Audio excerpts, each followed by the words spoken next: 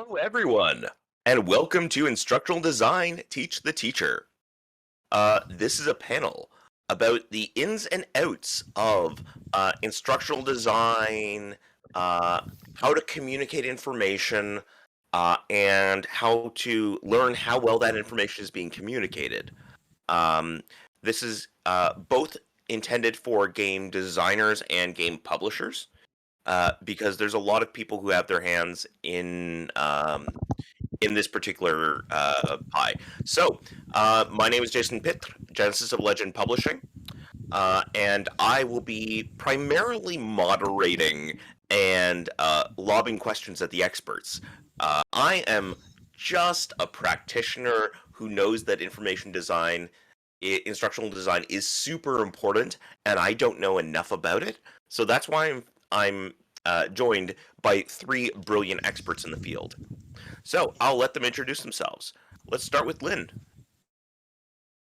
Hi, I'm Lynn Kirabo. I am a PhD student at Carnegie Mellon. I co-instruct the Transformational Game Design course with Professor Jessica Hammer. And yeah, this is my first Metatopia, so I'm really excited to be here. Cool. Awesome. Richard. Hey, I'm Richard Ruane, and I am a full-time instruction designer, working with a few different Research One universities as a consultant. And then I have also been a game designer for a few years. I came back to game design. My very first instructional design job, I worked with a man named Tim Brannan, who'll introduce himself shortly, who immediately started sharing game design articles for their overlap with instructional design. I've started doing game design again a few years ago, and have links in the chat that I think Lucas is posting. So thank you. Welcome. And finally, hi. My name's Tim Brannan, and like Richard said, we worked together for a number of years. We're actually still working together at one of the places he's a contractor with. I'm a full-time instructional designer. I have been doing instructional design work, good Lord, for about 22, 23 some odd years, and mostly for universities. My background is I was a professor over at University of Illinois at Chicago. In the middle of all that, I was doing game design work where I got to write a bunch of different games that I really enjoyed. Ghosts of Albion, Buffy the Vampire Slayer for Eden Studios, and now I do a lot of my own work. So I'm rather looking forward to this. And I've often, like I said, it was Richard and I worked together, and we had a bunch of other people at the same company who were both instructional designers and game designers, quite a few, in fact. And we found it very interesting that the overlap between these two worlds and how they did a lot of things pretty much in common. And so I'm quite excited about to talk about this today. Wonderful. So I suppose the elephant in the room is, what is instructional design? In a nutshell, if you've never heard of the concept of instructional design, what is it? Well, I'm going to have to cheat, unfortunately, because I come to instructional design by way of curriculum design. So everything that I have done has been along the lines of designing courses for other people, the ones that I'm not going to be teaching myself. Now, Lynn and Richard probably have a bit more formal training in instructional design. Like I said, I started 20 some odd years ago when the idea of putting a course online was this radical idea. In fact, when I started doing this, my initial ideas, and I think I've shared this story with Richard in the past, my initial ideas was we're going to press all this stuff onto CD-ROMs and distribute them that way. So don't come to me for stock advice, I suppose, because I didn't see this coming. But for me, the main design elements have the largest process has always been, how do you put together information for other audiences to digest, understand, however we measure it, and then demonstrate that they have that they can do what it is we ask them to do, which consequently is very similar to writing instructions for a game. I think Lynn and Richard can probably give us some better definitions than that. Lynn, do you want to go or? I can go. I'm just like my definition, my take is similar to Tim's, so I don't know if that like decreases my authority in the hierarchy, but I feel No, it like doesn't. it's pretty similar as a student, as someone who's a student and an instructor at the same time. For me, instructional design is how do you communicate something? How do you communicate this information? In our case, the course syllabi, the course assessments, assignments, the course feedback. How do you structure these in a way that is useful, but also important to students, because that's my primary audience. And then, like, how can you translate that to helping them when they're designing their games? So, like, sharing rules during playtests in class. Like, how can we help structure that in a way that is one useful for the student who is the designer, but also useful for the student who is going to help during the playtest, right? And so hopefully, like, these are principles that they can take with them post course, right? So for me, I guess it's like at that intersection again, like Tim said, of instructions within the classroom setting, but also instructions as a designer or as an up and coming designer of games. I think for me, instructional design, I jokingly tell people that my definition of instructional design is technical communication done by people with masters of education degrees, instead of an MA in technical writing. Uh, it's a discipline that's very much about um, creating solid instructions. I think one of the things that happened in my professional life after getting my MED that was a big revelation is that instructional design in higher education is not simply about creating instructions for students. It is about facilitating relationship. It is about inciting and facilitating uh, faculty's ability to relate to their students across mediated environments that are not just standard classroom environments. Uh, I think that was a big revelation to me, sort of in my professional practice, is realizing that I was not responsible for communicating with students. I was responsible for setting faculty up to kind of work in a mediated environment in a way that still sort of preserved a lot of those relational elements that you would get in a classic online or a classic on ground. I think all three of us have been in the classic grad program that was a face-to-face grad program, and had those powerful relationships with faculty that were very formative for us. And wanting to make sure that as I work on, say, online graduate or media, the other kind of distance education graduate programs, that we're not just communicating content, that we're also facilitating those sort of powerful formative relationships with faculty. So it's for me, it's technical communication, but it's also just kind of facilitating uh, platforms that enable relationships. Right. So So I think that RPGs and board games are particularly challenging in that you're trying to serve a lot of masters, and you're trying to do this with text. So you've got relatively few communication channels, and you're trying to teach relatively complex subject matter. So it is a combination of uh, teaching the players, teaching the game master, and teaching the person who is teaching the group how to play the game. So, could we talk about some of the concerns associated with each of these factors and how each of these needs to be treated differently? I can start.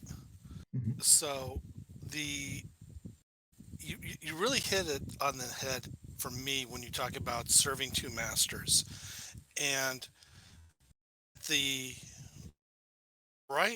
it's actually kind of interesting. Right as I was transitioning out of curriculum design and into instructional design, or as I call it, the time I sold my soul to the .com world. Um, I was also writing the Ghosts of Albion role playing game, and in that I was very conscious of the fact that there's a lot of not just a lot of audiences for this game in particular. I had people who were fans of the BBC Ghosts of Albion story who wanted to watch. I had fans who were familiar with the work that in the studios the company I was working with had done on Buffy the Vampire Slayer, because this used the same, subset of the same rules. I had fans of Victorian Gothic Victorian horror. I had fans of, just people who at the time were just beginning to follow me. This was one of my earlier works, and all of this was going on. And I had to think while writing this, who's reading this? What is it that they need to know? Because not only do they have to learn the game system, which by any stretch of the imagination was a fairly simple one. It's just a simple D10 mechanic, but there is all of this going on, and then on top of it I have a layer of Victorian history that people need to know, and not just the typical 1880s that everybody is mostly familiar with. Looks like my video's pausing a lot. um,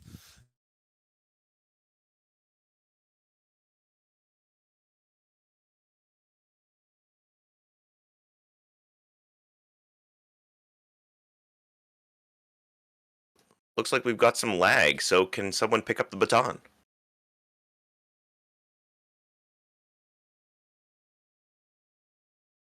And you're muted. Hi, I'm a education technology professional. And Tim's unfrozen, so I'll let him pick back up where he was. Oh, maybe not. Okay. Sorry about all of that. But I think one of the issues of that multiple masters um, kind of need that a text has is not just unique to games. We also have it in a lot of educational and reference materials that we work with. It's definitely true of certain varieties of textbook. It's definitely true of a lot of varieties of website um, that we definitely need. Um, that we have people coming back to learn something. That we also have them coming back to reference things, to review, to look up information on a just-in-time basis. Um, so we have, we are there's a lot of different like needs that people have around text and how they're structured.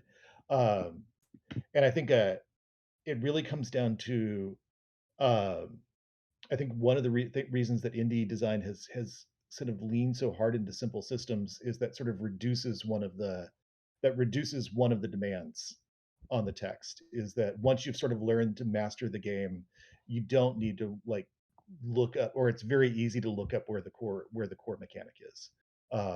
Which is one reason I think indie design relies heavily on core mechanics, because once you've sort of mastered that core mechanic, you know where to find it in the book, even if you need to look up that one or two other things. Um, and but Tim, are, are I will pass the baton back to to see Lynn. What do you have to say? So Cool. So I was just thinking in terms of cultures, like different cultures, and how that can also play a role in how a lot of rules Lynn, or please. instructions are interpreted. I'll give like a personal example where my housemate and I are from Uganda. And sometimes we host game nights of games that we've played together. So we feel like we're masters of these games until we have a bunch of people over from different countries, and they're like, that's not how we play that game. And so it reminds me of rubrics, like rubrics for courses, and how there will be a set of people who will follow the rubric to the letter, and there will be a set of other people who we'll just use the rubric as like a guideline, like a baseline that, this isn't to the letter, but it's like our inspiration. We start from here and we take it further, right? And so I think there's an interesting tension there where um, when you have like all these multiple roles, there's something else you have to think about is like the people who are going to be taking on these roles, may come from different places and may have completely varying interpretations of the rules and how strictly we should adhere to them or not adhere to them. Um, so yeah, I think it's an interesting tension. I don't know if there is like a guideline, a specific guideline that can help all game designers with this. Other than like putting in puns and like Easter eggs that say, hey, seriously, don't take this too seriously, right? But yeah, so I think it's an interesting tension. I do think one of the big lessons I got out of my grad program was that if it was the big challenge of design is designing for things that have complex audiences and complex goals. Um, and so as you if you need to do one thing, you can invent something like the screwdriver that does that one thing and then has some affordances that also makes it available for something else. But like as soon as you add like, well, I need to inspire players and incite players to get excited about the context and the story. I need to communicate the mechanics that we think you should use to play out the story. We need to set up GMs for success, so that GMs understand the mechanics and sort of understand their role, uh, in or we need to make sure that facilitators understand their role. Uh, we probably should we should probably include like all these other things, and that's when a design gets complicated, and that also means that there's not like a preset you should always do this structure to follow. It's really a matter of like making sure you understand what your goals are for the text and designing around sort of like what are we kind of enabling people to do with this text, and or any accompanying play aids, any accompanying uh, whether they're digital play aids or printed home kind of PDF play aids or things that you're actually physically shipping out, uh, so that those where do those things sort of like how do we make sure that we're between that mix of things we're meeting this complex set of needs. That's actually pretty interesting. I have no idea where I dropped off before, but that's all right. I'm sure we've covered everything that I was talking about anyway, much better. Um, but that does remind me of something. So back in my grad school days, Mhm. I remember a conversation I had with my mentor professor at the time, and she essentially was telling us that if we're writing exams, you have to be extremely explicit on everything you're saying, because if there's a way to screw something up, an undergraduate's going to figure it out. And that sort of stuck with me throughout my ID career, but also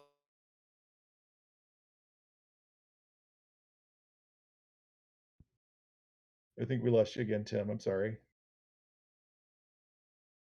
Yeah. Yeah. Don't you love the internet and technical problems? I can jump in while Tim's Go. coming back. I had this when Richard was talking. Can we talk about like can we use other game names? Like Yes, can we yes, talk? please do. This is not sponsored, but um, go through I my had game this. design. Oh, okay, Sorry Tim's about back. that. I have no idea what's going on. Yeah, I'm on things all week long and then never have a problem. Anyway, the same advice applies to game rules. You have to be fairly explicit about what it is you want everybody to do. So that at least in the cases where it has to be explicit, and that's sort of the trick. Where do you need to be explicit, and where do you need to provide guidelines? Lynn, please. Yeah, so I got this idea while Richard was talking of how can we engage with multiple modalities, right? So we do this thing in class where you want to keep people engaged, you want to keep people's attention on you, so you're like using thumbs up, like hey, does everybody understand that? Give me a thumbs up, give me a thumbs sideways, thumbs down, right? And there's also this game that I think uses this well, in my opinion, because I really like this game, the werewolf game. I think it's One Night with a Werewolf, something like that in the title, where it's you switch from using audio, like just listening, closing your eyes, um, using cards or using roles. So there's gosh, I've lost my train of thought now. Like I think you could separate the instructions that are for particular players or roles by engaging with different modalities. Like when you're closing your eyes, you're only using your ears to listen to the game master, who is a voice on the phone, who is, this voice on the phone that's telling you what to do, right? There's less chance for, no, that is not how we do it, because it's a voice on the phone. You're not running, it's not Siri, it's not Alexa. So yeah, so I think looking for ways of engaging different modalities, just like we do in class, could be a potential avenue. So if I could ask a question, Mhm. when it comes to teaching the teacher, Mhm. when you are trying to provide a curriculum uh, or a course design to an instructor, how is that similar to or different from the approach that we take in RPG texts typically? Uh, are I there could any places where we're actually holding our own weight, or are we just behind the curve all the time? Because I get the impression that um, teaching people who are not trained instructors is a particular challenge, and we are having to mix the audiences in the text that we're using as well. So I'd love if you three could expand on that. I can start with that because I think that's something that I've been pretty passionate about as an instructional designer, and kind of have some views that are not necessarily in the norm of I think what a lot of higher education instructional designers would do. Um, I think the thing that we do as an instructional designer in higher education is almost always in all the organizations I've worked with and all the universities I've worked with is we always work with the lead instructor for the course. Most departments that cycle through a set of courses almost always have one faculty member who's kind of designated as the lead instructor for the course. And they may bring graduate assistants, other faculty, and adjunct faculty on to open up other sections. But there is one kind of instructor who's sort of like the power for the course, and we really want to make sure that we are working closely with that instructor to have kind of work with them to think through a lot of things that they might on ground wait until the day that they were going to do them to really kind of think through them. So really there's a lot of like in working with that faculty member, I sometimes joke with colleagues that we play sort of the B minus graduate student. um, is that we're asking lots of questions. We're not experts in the discipline. We're the B minus students sitting in the back of the MBA class or the MSW class or the MPA class. Um, that's kind of asking all the silly questions and kind of getting them through the process of sort of articulating what they really really really want to articulate, and then sort of opening up some of the possibilities they can use um, in being in the online context, uh, so that they're no longer thinking just in terms of like how they work in a non-mediated in-person context. They're thinking about like, oh, if I want to do this kind of effectively, what are the affordance of the online context that it's not just like, oh, I can't just do this thing that I do in person, and I'm cutting out all these things that I love to do in person. It's more like what does the online context add? What does the mediated context add for you to kind of work with? Um, and so there's a lot of that working individually with faculty members, um, because like I said, it's I think it's very like higher education instructional design is really not about creating great content for students. It's about creating great content for faculty to work with students on. We really want to make sure that we're not, in ideological terms, we're not de-skilling the instructor.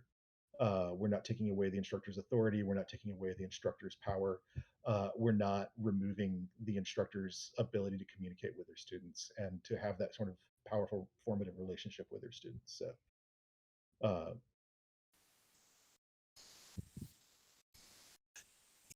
Yeah, I see what you're saying, Richard. I'm going to try to keep this short because I keep getting cut out. That is my experience in ID work as well. Where game design is differ, I don't get to talk to those game masters. I don't get to talk to the people who are picking up my book and saying, telling them, this is how you're going to work this out together so that you can play this in your group. Like, if I become a new game master for, Moonlight on Roosevelt Beach, I don't have all of your insight in front of me at the time. So I want to make sure that I am doing things the way that work for me. Is that necessarily correct? And correct, I'm putting in quotes. Correct meaning, is that how you wanted to do it? Is that how I want to do it? And how is that text that I have, because it's the only artifact I have, working for me? I often say that once I write a book and then it leaves my hands and it is now sitting in somebody else's hands, it's no longer my book. It's no longer my game. It's their game. And I want to make sure that I put in enough information so that they can run off and play the game in a way that's enjoyable for them, not necessarily needing to talk to me. And it's not that I don't want to talk to people. I love it. But I remember, when I first picked up the basic D&D game, I didn't have anybody to talk to. There was no internet. I mean, I had a modem. It was 300 baud. And you have to do the math in your head to figure out how slow that actually is. You can type faster, I think. Um, didn't have all that. So everything that I needed to know was going to have to be right there in that box or people around me. And we talked about that briefly before, how there is all these people. And I think it was Lynn who was talking mostly about all of the other people around her that were playing the game differently. So what is it then that, as reflecting on all of that, what is it that I need to know? Put text on a page so that at least it's an enjoyable experience for somebody other than me, because I would like to have somebody else enjoy what it is I do. Um, and if I can get, paid for it a little bit, that's also kind of nice.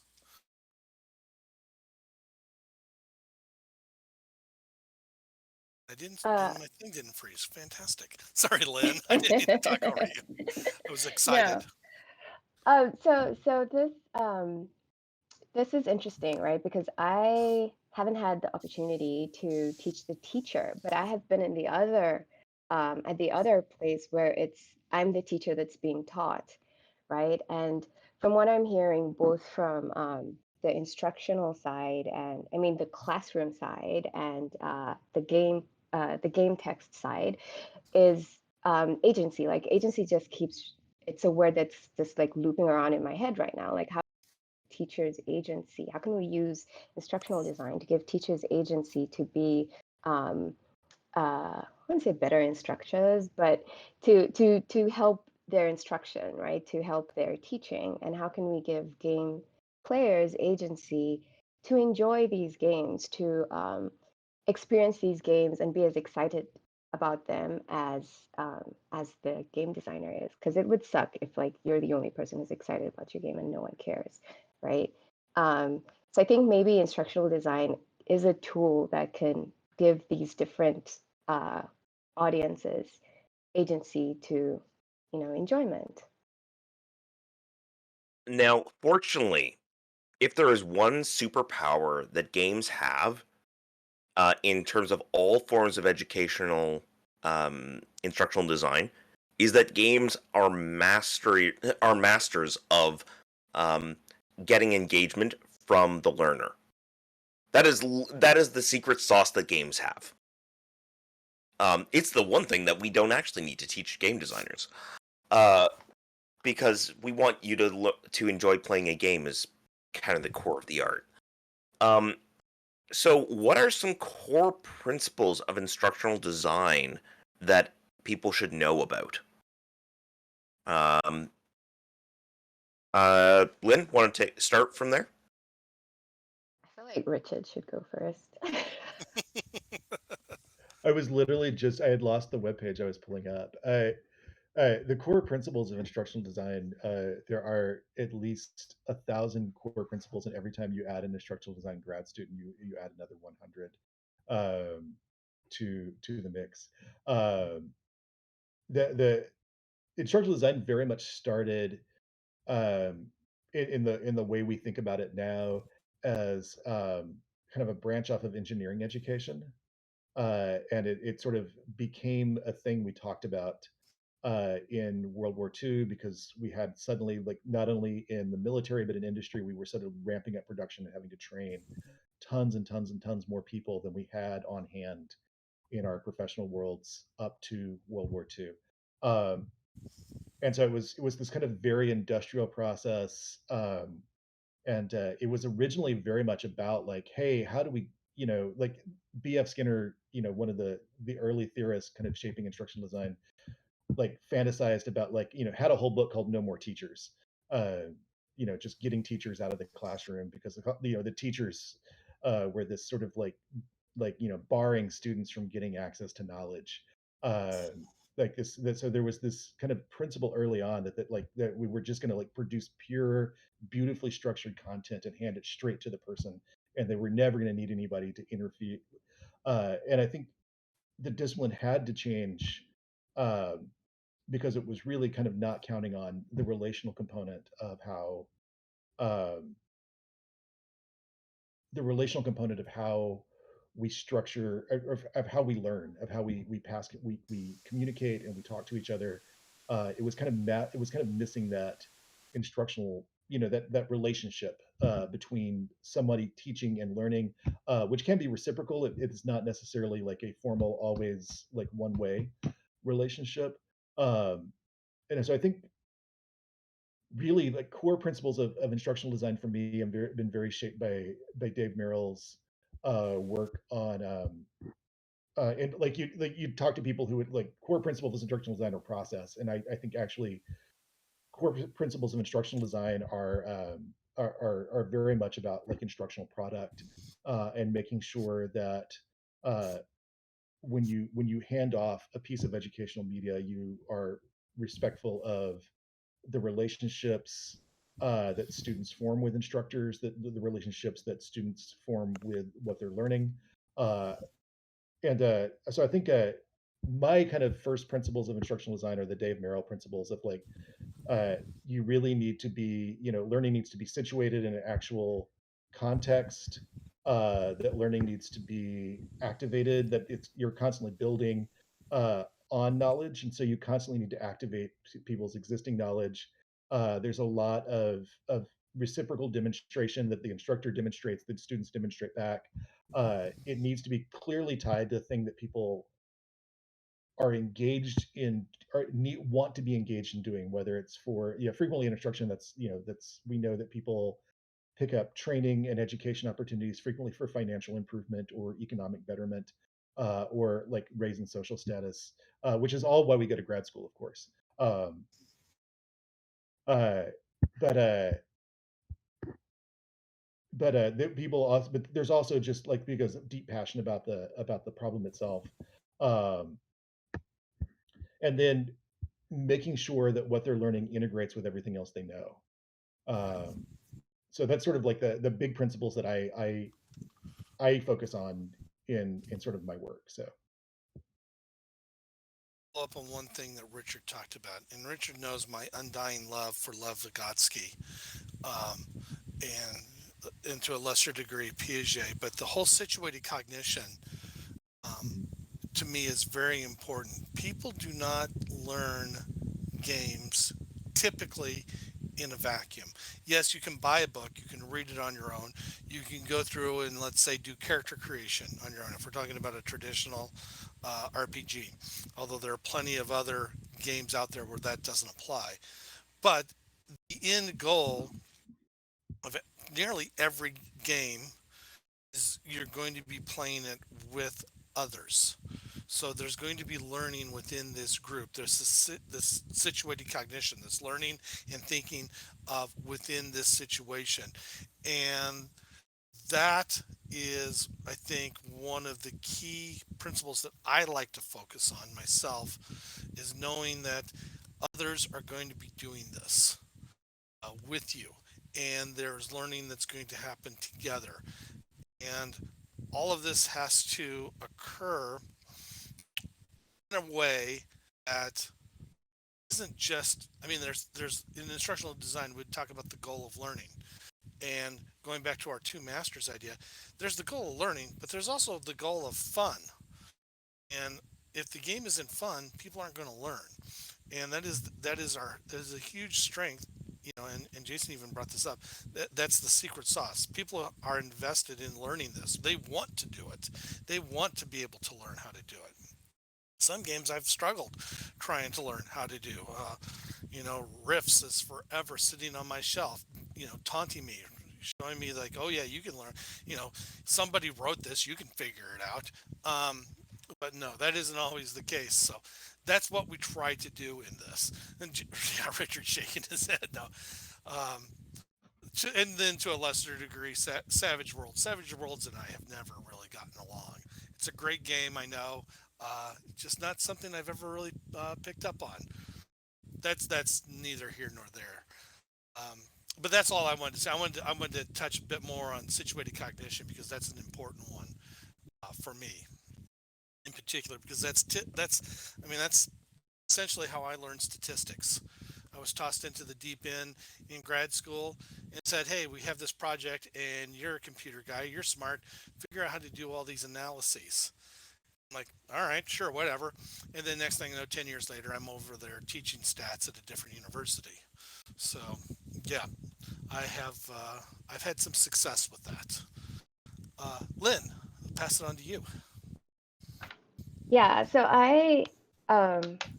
I'm interested in learning how it's like still in my head, but I'm interested in learning how we can integrate ideas like curiosity and delight more into instructional design because I feel like these are things that games do so effortlessly. But how can we grab onto those principles and infuse them into instructional design? I don't know if Richard or Tim have any examples, but it's one thing that I want to be able to do as an instructor of a game design course or a human factors course. Um, yeah, so I'm sorry to just like drop a question in there, Jason. Oh, no, that's fascinating. And we could have, 3 or 4 hours worth of this discussion, I'm certain. Yeah. Um, because, oh yeah, what can games bring to instructional design is fascinating.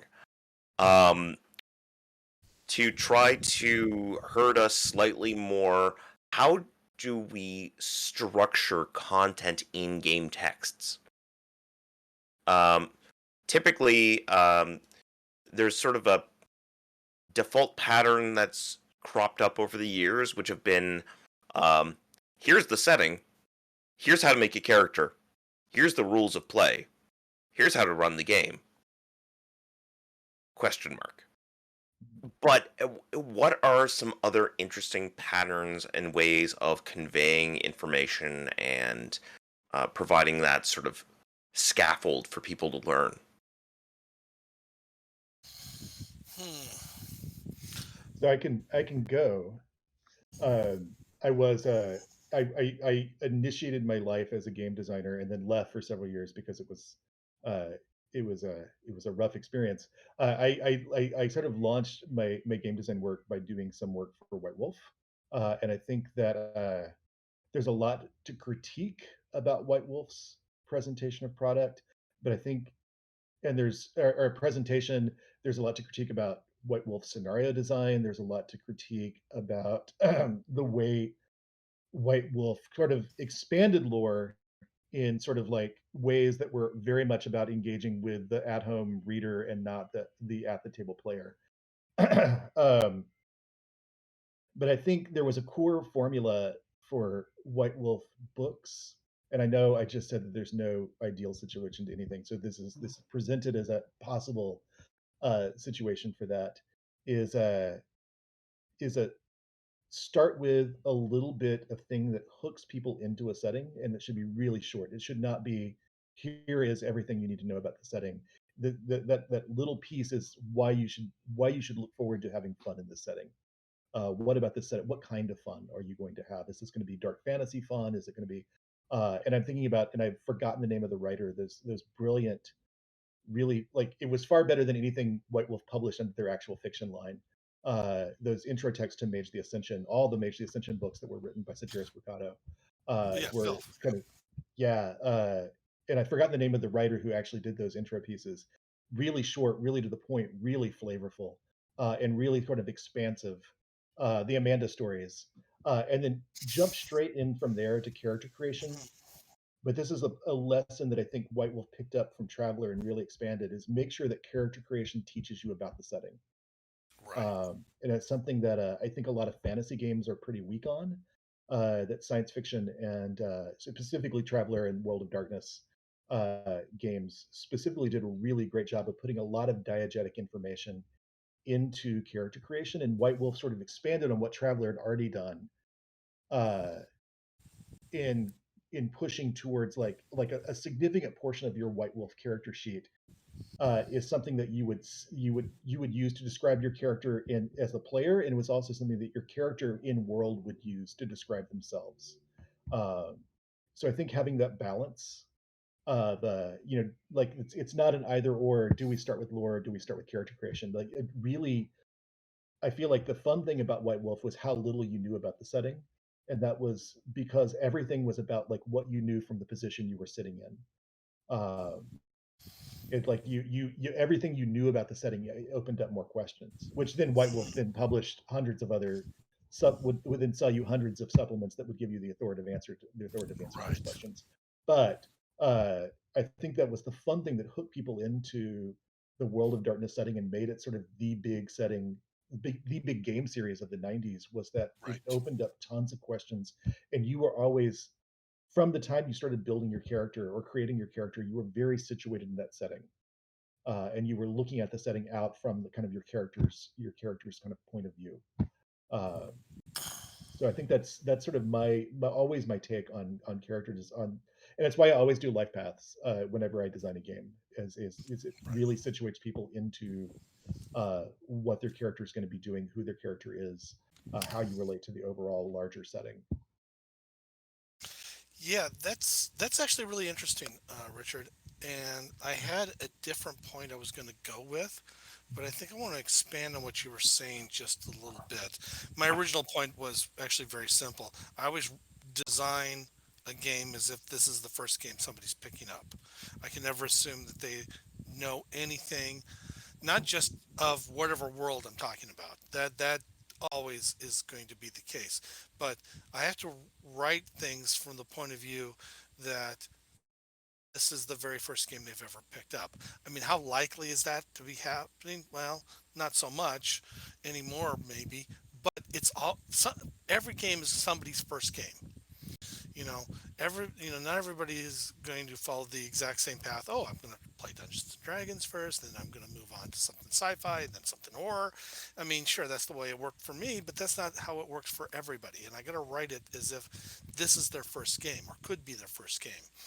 And this got me thinking, what you were saying got me thinking about the rather notorious game from the 80s, and this is where I'm going to be dating myself, Dragon Raid, which was a sort of, it was created as a Christian alternative to D&D. At least that's the way it was marketed. The game was not written like that at all. The the game designer was Richard Wolf, who was a social worker, and he had background in education. I mean, he came from the same sort of background that we're sort of talking about today, except he was doing it 40 years ago. And his whole thing was, and I think, this is another good case of good intentions. He wanted to create something that was important to him, and that was, how do I teach scripture to people? Um, and he decided to create it as what he called a learning system, and it was this whole learning system in the guise of an RPG of how to do it. And you learned, part of the goal was learn scripture so that you can level your characters up.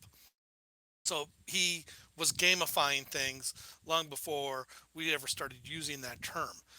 I found it fascinating, not being a Christian at all. I found it just very interesting that this is what he was doing, and just I found this game completely fascinating. And he was doing the same things.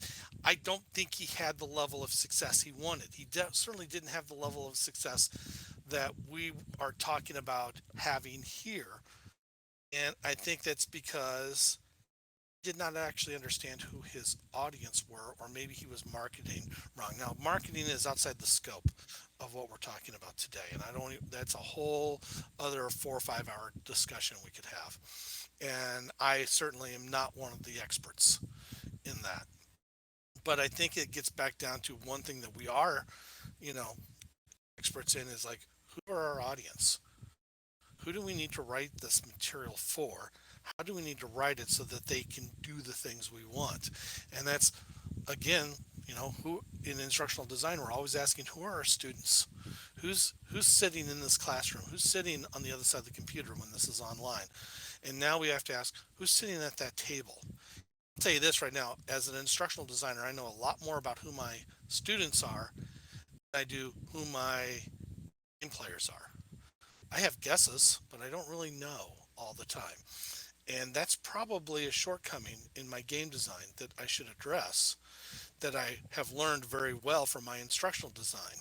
So maybe I need to figure that out myself. But I think that's something that we should keep in mind. And what Richard was talking about really sort of drove that home for me.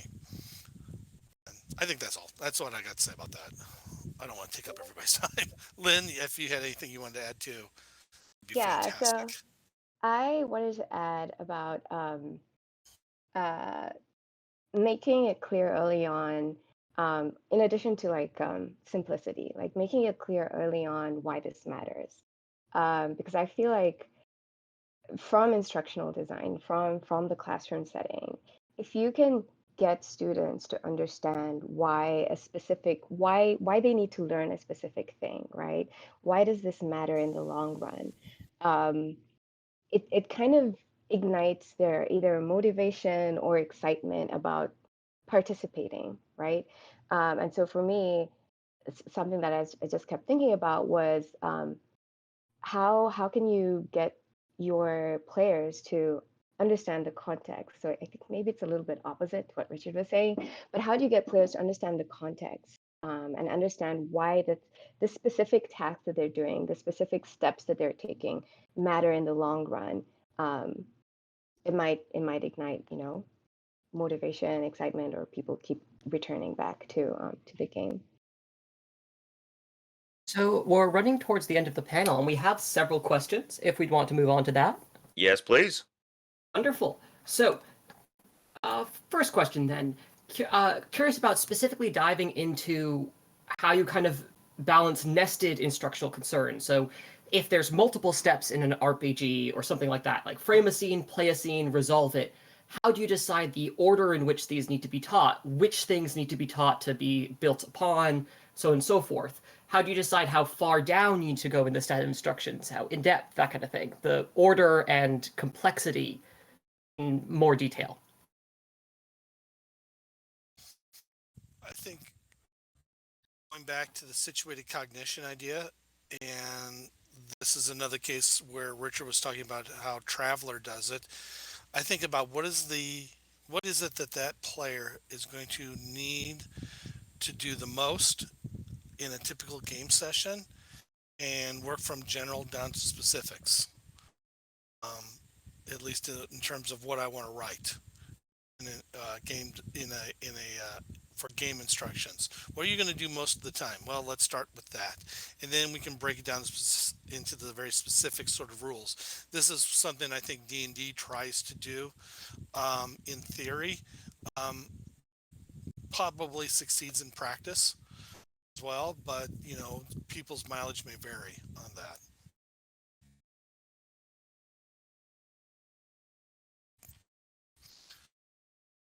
That's it. I Any just other, I any just other want to build on that by saying one thing we're doing in class is trying to teach our students that if you're 5 steps in and your players haven't done anything, they're not going to remember step one at all.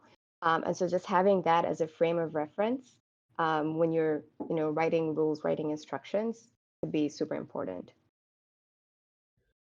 I think the one thing I would add to that is that really sort of like where to pick up those nested instructions and where to start is, as a designer and a game designer, you're frequently going to be making these decisions. I hate to say, like, in a you'll sometimes feel like you're making these decisions in a void, but they're really important to make. Is deciding who your audiences are.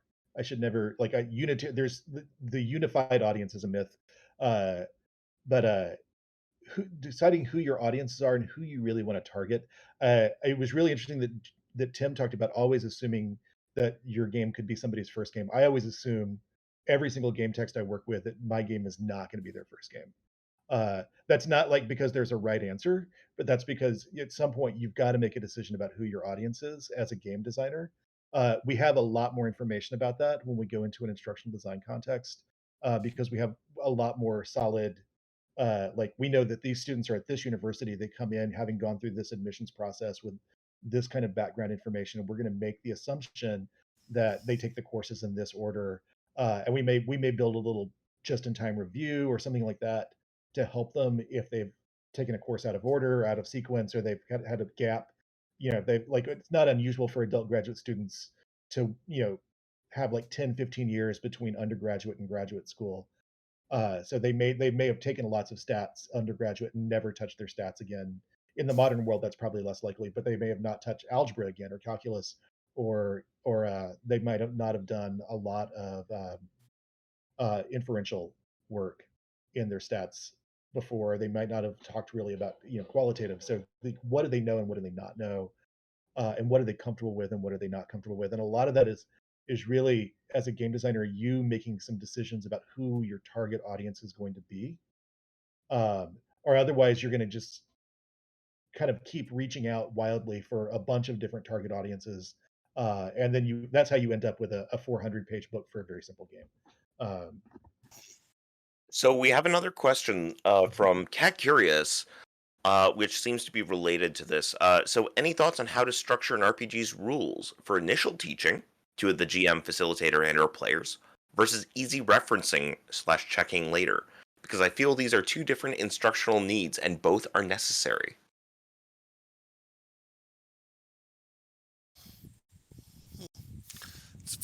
That's actually a very good question. I think this is one of the reasons why we've seen the rise of quick start guides Mhm. for a lot of games, not just because of the financial return you can get on publishing the same sort of text twice, but also because you can do an introductory set that sort of the guides you through the game, and then the main game itself becomes something of the reference guide. Uh, don't think I don't believe that most games do a very good job of this, and I think this is largely due to the assumptions within the game design community and the gaming, the playing community, that you should only have this one book, or at some cases 3 books that separate out players versus game masters. But it's probably something we could do better on, and it certainly fits in with better design principles. Although I also think back to not only just the games I wrote, but the classes I've taught. I didn't teach stats that way. It was, this is how we, week 1, this is how we do measures of, simple measures of what numbers are, and hopefully ending by everybody being able to do an ANOVA or something like that. So I don't know. I mean, is it a good idea? No, it's a great idea. It's just I don't think anybody's doing it that way. And I think there are probably larger financial concerns around it. It's harder to publish 3 books that do the same thing than it is to publish 1 book that does it. So, if anyone has thoughts there, we also have time for one last question. I had one thing, unless I don't want to cut off Lynn, if you had something you wanted to add there, but I think this really comes back to making sure that you're really thinking about play aids, um, because play aids are really sort of the easy thing to look at the table versus the book. And I think that really thinking about those table usage and table relationship, and frequently, and this partially is my own personal neuroses, is I hate to have a book out at the table. Like I really love to not be looking at a tome when I'm at the table. Um, it's probably not everybody's go-to example, but I think some of the best, um, easily the best play aids out there for a game are Run by McGay Baker. Like it just they don't pretend to be complete, and they very much indicate where they're not complete and where you do need to go back to the text, which I think is something that a lot of play aids fall down on. Like I can't fit this in. There's more complexity here. Look back at the text. They don't. Never explicitly says that, but I think that's they will get you 80% of the way there to not needing to kind of open the book at the table. And I think as a game, Run is profoundly underrated, and its play aids are especially profoundly underrated. So we are just about the end. We have time for one quick last question, asking about, you had mentioned previously different modals of teaching, things like audio versus visual, and we see a lot in games, teaching through videos now. In the same way in classrooms, we have assistance of like, words that are reading from text, or text to word and word to text, so on and so forth. Can you expand a bit on that?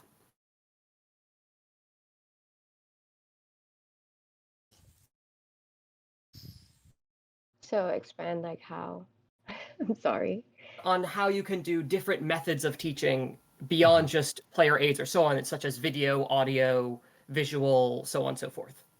Yeah, I think, and others are welcome to join. But when I was using this example, my main reference, we were talking about like how do we divide out rules among like the different roles, right? GMs, players, and other roles.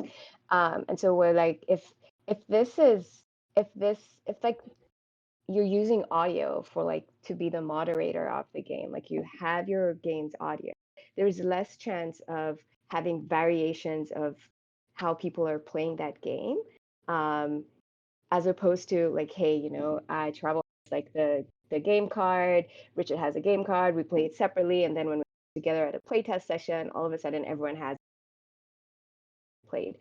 And so we're using modalities in the sense that it might be able to help in situations like this. But in a classroom, it's also great. You can use physical, you can use all other types of modalities to keep people engaged. And so engagement might be something that different modalities bring. Although games are super engaging, just as they are. And we do use physical stuff at the table. Yes. We pass tokens, and Yes. there's all sorts of fun physical stuff that we also use. So looks like we are running down the clock. So let's just do one last send off. So who are you, and where can people find you? And if people can give you money, how can they do that? So Lynn, start with you. I am Lynn Kirabo, a graduate student at Carnegie Mellon. I can be found at kirabo.io. Richard. I am Richard Ruane. Probably the easiest way to find me is at my itch store, r-rook .itch.io. I run our Rook Studio. I have a Kickstarter coming up, Moonlight on Roseville Beach. This is the beautiful, beautiful cover that I did not create. Die Sugars did. And you will find links there, or on my various social media profiles, and that it is a queer game of disco and cosmic horror, um, and I'm really hoping that we will do well. So I'm looking forward to it. And finally, hi, I'm Tim Brannan again, and you can find me at timsbrannan.com with just like my name, Tim S and BRANNAN.com, and I've got it's October. I've got a ton of horror things out. Horror's my jam. So tomorrow I rest. Wonderful. Well, thank you all for joining us and for this brilliant conversation. We need to have more conversations like this, probably next year. So I hope to chat with you later in the future. Thank you all for joining us and have an excellent end of Metatopia. Hey, thanks. thanks, Thanks, Jason. Jason, for Thank having this. you. Bye.